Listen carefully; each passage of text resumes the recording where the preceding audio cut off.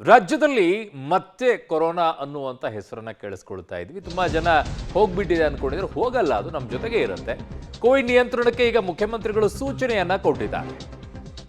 CM ನೇತೃತ್ವದಲ್ಲಿ ತುರ್ತು ಸಭೆಯನ್ನ ನಡೆಸಲಾಯಿತು. ಕಾರಣ 71 ಕೇಸ್ಗಳು ಬಂದ ನಂತರ ಮಕ್ಕಳಿಗೆ ನೆಗಡಿ ಜ್ವರ ಇದ್ರೆ ಆ ಮಗುವಿಗೆ ರಜೆ ನೀಡಲು ಸಿಎಂ ಸೂಚನೆಯನ್ನ ಕೊಟ್ಟಿದ್ದಾರೆ. ಕಾರಣ ಈಗಷ್ಟೇ ಶಾಲೆ ಆರಂಭವಾಗ್ತಾ ಇದೆ. ಪ್ರತಿ ವಾರ ಕೋವಿಡ್ ಟಾಸ್ಕ್ ಫೋರ್ಸ್ ಸಭೆ ನಡೆಸೋಕ್ಕೂ ಕೂಡ ಸೂಚನೆಯನ್ನ ನೀಡಿದ್ದಾರೆ. ಕೋವಿಡ್ಗಾಗಿ ಸಹಾಯವಾಣಿ ತೆರೆಯೋಕ್ಕೂ ಕೂಡ ಸಿಎಂ ಆದೇಶವನ್ನ ಮಾಡಿದ್ದಾರೆ. ಕೋವಿಡ್ ನಿಯಂತ್ರಣಕ್ಕೆ ಸಿಎಂ ಸೂಚನೆ. ಸಹಾಯವಾಣಿ ಮಾಡಿದ್ರೆ ಏನೋ ಪ್ರಯೋಜನ ಆಗ್ಲಿಕ್ಕಿಲ್ಲ. ಅದು ಸಿಎಂ ನೇತೃತ್ವದಲ್ಲಿ ತುರ್ತು ಸಭೆ ನಡೀತು.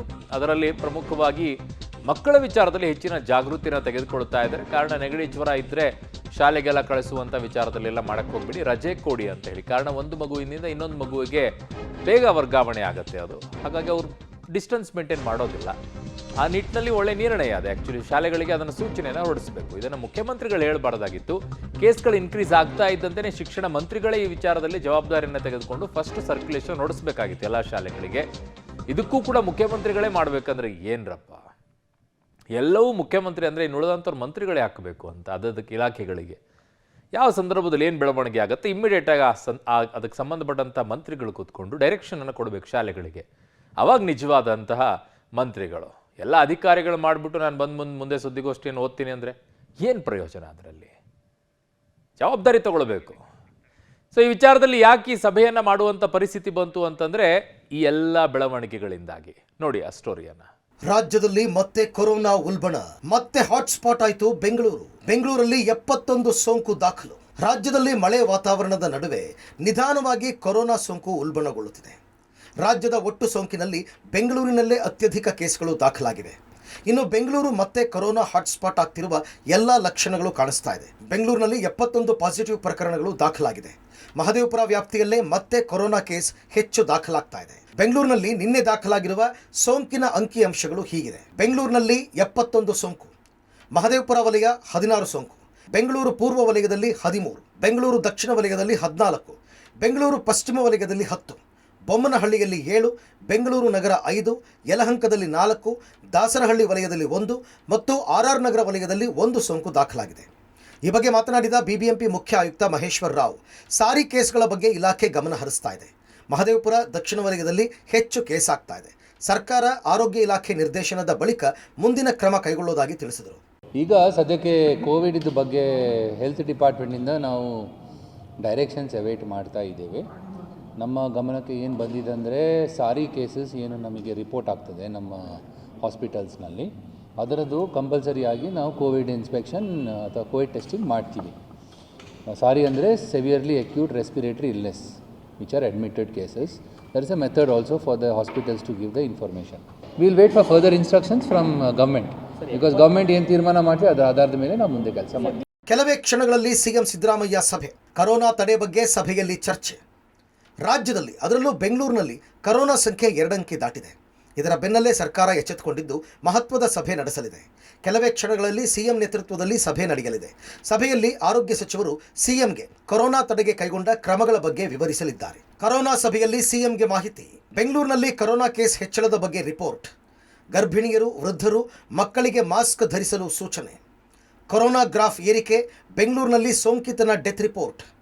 Covid testing target. ಟೆಸ್ಟಿಂಗ್ ಕಿಟ್ಗಳ ರವಾನೆ. ಆಸ್ಪತ್ರೆಗಳಲ್ಲಿ ಕೈಗೊಂಡ ಮುನ್ನೆಚ್ಚರಿಕಾ ಕ್ರಮಗಳ ಬಗ್ಗೆ ಮಾಹಿತಿ. ಮುಖ್ಯಮಂತ್ರಿಯವರು ಇವತ್ತು 5 ಗಂಟೆಗೆ ಮೀಟಿಂಗ್ ಕರೆದಿದ್ದಾರೆ. ಮುಖ್ಯಮಂತ್ರಿಯವ್ರ ಜೊತೆಲಿ ಎಲ್ಲ ತಜ್ಞರು ನಾವು ಎಲ್ಲ ಇರ್ತೀವಿ. ವೈದ್ಯಕೀಯ ಶಿಕ್ಷಣ ಇಲಾಖೆಯವ್ರನ್ನು ಕೂಡ ಕರೆಸ್ತಾ ಇದ್ದೀವಿ. ಒಟ್ಟಾರೆ ಕೂತ್ಕೊಂಡು ಮುಂದಿನ ಏನಿದೆ ಇವತ್ತಿನ ಪರಿಸ್ಥಿತಿ, ಮುಂದೆ ಇನ್ನೇನೇನು ಮಾಡ್ಕೋಬೇಕು ಅದರ ಬಗ್ಗೆನೂ ಚರ್ಚೆ ಮಾಡ್ತೀವಿ. ಬಾಣಂತಿ ಮಕ್ಕಳು ಮಾಸ್ಕ್ ಧರಿಸಬೇಕು. ಇಮ್ಯುನಿಟಿ ಕಡಿಮೆ ಇರೋರು ಮಾಸ್ಕ್ ಹಾಕಿ.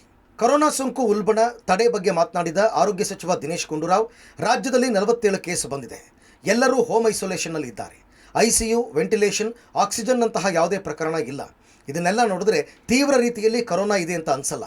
ಯಾರೂ ಆತಂಕ ಪಡುವ ಅಗತ್ಯ ಇಲ್ಲ, ಆದರೆ ಎಚ್ಚರಿಕೆಯಿಂದ ಇರೋಣ ಅಂತ ಹೇಳಿದ್ದಾರೆ. ಇಮ್ಯುನಿಟಿ ಕಡಿಮೆ ಇರೋರು, ಬಾಣಂತಿಯರು, ಮಕ್ಕಳು ಮಾಸ್ಕ್ ಹಾಕಿಕೊಳ್ಳೋದು ಉತ್ತಮ. ಜನಸಂದಣಿ ಪ್ರದೇಶದಲ್ಲಿ ಮಾಸ್ಕ್ ಧರಿಸಿ ಅಂತ ಸಚಿವರು ಹೇಳಿದರು. ಅಲ್ಲದೆ ಶಾಲೆ ವಿಚಾರದಲ್ಲಿ ಯಾವುದೇ ಗೈಡ್ಲೈನ್ಸ್ ಈವರೆಗೆ ಬಿಟ್ಟಿಲ್ಲ. ಮುಂದಿನ ದಿನಗಳಲ್ಲಿ ಸೋಂಕು ಹೆಚ್ಚಾದರೆ ಕ್ರಮ ಕೈಗೊಳ್ಳುತ್ತೇವೆ ಎಂದಿದ್ದಾರೆ. ನೆಗಡಿ ಜ್ವರ ಬರೋದನ್ನು ನಾವು ನಿಲ್ಲಿಸೋದಕ್ಕಂತೂ ಆಗೋದಿಲ್ಲ. ಯಾಕಂತ ಹೇಳಿದ್ರೆ ಅದು ಬರ್ತಾ ಇರ್ತದೆ. ಕೆಲವು ಪ್ರದೇಶದಲ್ಲಿ ಹೆಚ್ಚಿರ್ತದೆ. ಅದು ಜನ ಹೆಚ್ಚು ಇರುವಂಥ ಪ್ರದೇಶಗಳಲ್ಲಿ ಸ್ವಲ್ಪ ಬೇಗ ಹರಡುತ್ತೆ. ನಗರ ಪ್ರದೇಶಗಳಲ್ಲಿ ಮತ್ತು ಇಲ್ಲಿ ಪಾಪ್ಯುಲೇಷನ್ ಡೆನ್ಸಿಟಿ ಭಾಳ ಇರ್ತದೆ, ಅಲ್ಲಿ ಸ್ವಲ್ಪ ಬೇಗ ಹರಡುತ್ತೆ. ಅದರಿಂದ ಈ ಕಾಲದಲ್ಲಿ ಎಲ್ಲ ನೋಡಿ, ನಮ್ಮ ಕೈಗಳನ್ನು ಸ್ವಚ್ಛವಾಗಿ ಇಟ್ಕೊಂಡು ಸ್ಯಾನಿಟೈಸರ್ ಎಲ್ಲೆಲ್ಲಿ ಸಾಧ್ಯ ಆಗುತ್ತೆ ಉಪಯೋಗಿಸ್ಕೊಂಡು ಮತ್ತು ಸಾಧ್ಯ ಆದರೆ ಮಾಸ್ಕ್ಗಳು ಹಾಕ್ಕೊಂಡ್ರೆ ಖಂಡಿತ ಅದರಿಂದ ನಮಗೆ ಈ ಎಲ್ಲ ಈ ವೈರಲ್ ಇನ್ಫೆಕ್ಷನ್ಸು ಬರೋದಕ್ಕೆ ನಿಯಂತ್ರಣ ಆಗ್ತದೆ. ಅದ್ರ ಬಗ್ಗೆ ಅದು ಅವ್ರವ್ರಿಗೆ ಬಿಟ್ಟಿರೋ, ಇದು ಕಡ್ಡಾಯ ಅಂತ ನಾನು ಮಾಡೋಕ್ಕಾಗೋದಿಲ್ಲ, ಆದರೆ ಅವರ ಇದರ ಅನುಸಾರ ಅವ್ರು ಮಾಡ್ಬೋದು.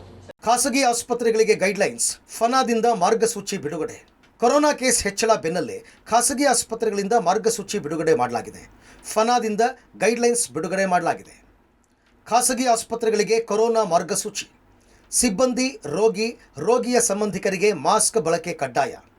ವೈದ್ಯಕೀಯ ಸಿಬ್ಬಂದಿಗೆ ಎಸ್ಒಪಿ ತರಬೇತಿಗೆ ಸೂಚನೆ. ರೋಗ ಲಕ್ಷಣ ಇರುವ ವ್ಯಕ್ತಿಗಳ ಪರೀಕ್ಷೆಗೆ ಆದ್ಯತೆ ನೀಡುವುದು. ಹೈರಿಸ್ಕ್ ಕಾಂಟ್ಯಾಕ್ಟ್ ಟೆಸ್ಟಿಂಗ್ಗೆ ಸೂಚನೆ. ಶಂಕಿತ ದೃಢಪಡಿಸಿದ ಕೇಸ್ ಬಗ್ಗೆ ಡಿಎಚ್ಒಗೆ ತಕ್ಷಣ ವರದಿ ನೀಡುವುದು. ನಿಖರ ಡೇಟಾವನ್ನು ಸರ್ಕಾರಿ ಪೋರ್ಟಲ್ಗೆ ಅಪ್ಲೋಡ್ ಮಾಡುವುದು. ಆಮ್ಲಜನಕ ಮೂಲಸೌಕರ್ಯಗಳ ಸ್ಥಿರ ಪೂರೈಕೆ ಖಚಿತಪಡಿಸಿಕೊಳ್ಳುವುದು. ಔಷಧ, ಪಿಪಿಇ ಕಿಟ್ಗಳ ಸ್ಟಾಕ್ಗಳನ್ನು ಇಟ್ಟುಕೊಳ್ಳುವುದು. ಐಸಿಎಂಆರ್ ಸರ್ಕಾರ ಹೊರಡಿಸಿದ ಗೈಡ್ಲೈನ್ಸ್ ಅನುಸರಿಸಲು ಸೂಚನೆ ನೀಡಲಾಗಿದೆ. ಕೊರೋನಾ ಆತಂಕ ಮಧ್ಯೆ ಶಾಲಾರಂಭ. ಖಾಸಗಿ ಶಾಲೆಗಳಲ್ಲಿ ಕೊರೋನಾ ರೂಲ್ಸ್. ರಾಜ್ಯದಲ್ಲಿ ನಿಧಾನವಾಗಿ ಕೊರೋನಾ ಕೇಸ್ಗಳು ಏರಿಕೆಯಾಗ್ತಾ ಇವೆ. ಇದರ ಮಧ್ಯೆ ಇಂದಿನಿಂದ ಖಾಸಗಿ ಶಾಲೆಗಳು ಆರಂಭ ಆಗಿವೆ. ರಾಜಾಜಿನಗರದ ಹಲವು ಖಾಸಗಿ ಶಾಲೆಗಳಲ್ಲಿ ಶಾಲೆಗೆ ಬರುವ ಮಕ್ಕಳಿಗೆ ಸ್ಯಾನಿಟೈಸ್ ವ್ಯವಸ್ಥೆ ಮಾಡಲಾಗಿದೆ. ಮಕ್ಕಳು ಕೂಡ ಮಾಸ್ಕ್ ಹಾಕಿಕೊಂಡು ಬರ್ತಾ ಇದ್ದು ಪೋಷಕರು ಆತಂಕ ವ್ಯಕ್ತಪಡಿಸಿದ್ದಾರೆ. ಇಂದಿನಿಂದ ಖಾಸಗಿ ಶಾಲೆಗಳು ಆರಂಭ ಆಗ್ತಾ ಇದ್ದಾವೆ. ಕೋವಿಡ್ ಮಧ್ಯೆ ಖಾಸಗಿ ಶಾಲೆಗಳು ಆರಂಭ ಆಗ್ತಾ ಇದ್ದು ಶಾಲೆಗಳಲ್ಲಿ ಮುಂಜಾಗ್ರತಾ ಕ್ರಮವನ್ನು ತೆಗೆದುಕೊಂಡಿದ್ದಾರೆ. ಬರ್ತಕ್ಕಂಥ ಮಕ್ಕಳಿಗೆ ಸ್ಯಾನಿಟೈಸರ್ ಮಾಡಿ ಒಳಗಡೆ ಬಿಡುವಂಥ ಕೆಲಸವನ್ನು SJR ಪಬ್ಲಿಕ್ ಸ್ಕೂಲಲ್ಲಿ ಆಗ್ತಾ ಇರುವಂಥದ್ದು. ರಾಜಾಜಿನಗರದ SJR ಪಬ್ಲಿಕ್ ಸ್ಕೂಲ್ನಲ್ಲಿ ಈಗಾಗಲೇ ಮುಂಜಾಗ್ರತಾ ಕ್ರಮಗಳನ್ನು ತೆಗೆದುಕೊಂಡು ಮಕ್ಕಳನ್ನು ವೆಲ್ಕಮ್ ಮಾಡ್ಕೊಳ್ತಾ ಇದ್ದಾರೆ. ನೋಡ್ಬೋದು, ಇಂದಿನಿಂದ ಪ್ರೈಮರಿ ಸ್ಕೂಲ್ ಮಕ್ಕಳಿಗೆ ಆರಂಭ ಆಗಿದೆ. ಬಂದಂಥವ್ರಿಗೆ ಸ್ಯಾನಿಟೈಸರ್ ಮಾಡಿ ಒಳಗಡೆ ಬಿಡುವಂಥದ್ದು ಮತ್ತು ಇಲ್ಲೊಂದಿಷ್ಟು ಮುಂಜಾಗ್ರತಾ ಕ್ರಮಗಳನ್ನು ತೆಗೆದುಕೊಂಡಿದ್ದಾರೆ. ಮಾಸ್ಕನ್ನು ಹಾಕ್ಕೊಂಡು ಬರಬೇಕು ಮತ್ತು ಒಳಗಡೆ ಕೂಡ ಒಂದಿಷ್ಟು ಸಾಮಾಜಿಕ ಅಂತರವನ್ನು ಕಾಯ್ದುಕೊಳ್ಬೇಕು ಎನ್ನುವಂತಹ ಕೆಲವೊಂದು ನಿಯಮಗಳನ್ನು ಕೂಡ ಮಾಡಿರುವಂಥದ್ದು. ಚಿಕ್ಕ ಮಕ್ಕಳು ಶಾಲೆಗೆ ಇವತ್ತಿಂದ ಬರ್ತಾ ಇರುವಂಥದ್ದು. ಈಗಾಗಲೇ ಶಾಲೆ ಆರಂಭ ಆಗ್ತಾ ಇದೆ. ಬರ್ತಕ್ಕಂಥವ್ರಿಗೆ ಸ್ಯಾನಿಟೈಸ್ ಮಾಡಿ ಕಳಿಸಿದ್ದಾರೆ. ಮತ್ತೊಂದು ಕಡೆ ಹೂವನ್ನು ಕೊಟ್ಟು ವೆಲ್ಕಮ್ ಮಾಡಿ ಅವರನ್ನು ಕರೆದುಕೊಡ್ತಾ ಇರ್ತಕ್ಕಂಥ ಕೆಲಸವನ್ನು ಆಗ್ತಾ ಇದೆ, ಗಮನಿಸಬಹುದಾಗಿದೆ. ಬರ್ತಕ್ಕಂಥ ವಿದ್ಯಾರ್ಥಿಗಳಿಗೆ ಹೂ ಕೊಟ್ಟು ವೆಲ್ಕಮ್ ಮಾಡಲಿಕ್ಕೂ ಕೂಡ ಮುಂದಾಗಿರುವಂಥದ್ದು ಶಾಲೆಯ ಸಿಬ್ಬಂದಿ. ಬರ್ತಕ್ಕಂಥವ್ರಿಗೆ ಸ್ಯಾನಿಟೈಸರ್ ಮಾಡಿ ಬಿಡುವಂಥದ್ದು. ಯಾಕೆಂದರೆ ಕೆಲ ಖಾಸಗಿ ಶಾಲೆಗಳು ಈಗಾಗಲೇ ಒಂದಷ್ಟು ಮುಂಜಾಗ್ರತಾ ಕ್ರಮಗಳನ್ನು ತೆಗೆದುಕೊಂಡಿರುವಂಥದ್ದು. ಯಾವ ರೀತಿಯಾದಂಥ ಮುಂಜಾಗ್ರತಾ ಕ್ರಮಗಳು? ಸಾಮಾಜಿಕ ಅಂತರವನ್ನು ಕಾಯ್ದುಕೊಳ್ಬೇಕು, ಮಾಸ್ಕ್ ಹಾಕ್ಕೊಳ್ಬೇಕು, ಜೊತೆಗೆ ಸೋಷಿಯಲ್ ಡಿಸ್ಟೆನ್ಸನ್ನು ಕಾಯ್ದುಕೊಳ್ಬೇಕು, ಸ್ಯಾನಿಟೈಸರ್ನ ಮಾಡಿಕೊಳ್ಬೇಕು ಎನ್ನುವಂಥದ್ದು. ಒಟ್ಟಾರೆ ರಾಜ್ಯದಲ್ಲಿ ನಿಧಾನವಾಗಿ ಕೊರೋನಾ ತನ್ನ ಸಂಖ್ಯೆಯನ್ನು ಹೆಚ್ಚಿಸಿಕೊಳ್ತಾ ಇದ್ದು ಮಳೆಯ ನಡುವೆ ಸೋಂಕು ಉಲ್ಬಣವಾಗುವ ಆತಂಕ ಇನ್ನಷ್ಟು ಭೀತಿ ಹುಟ್ಟಿಸಿದೆ. News desk, Public TV.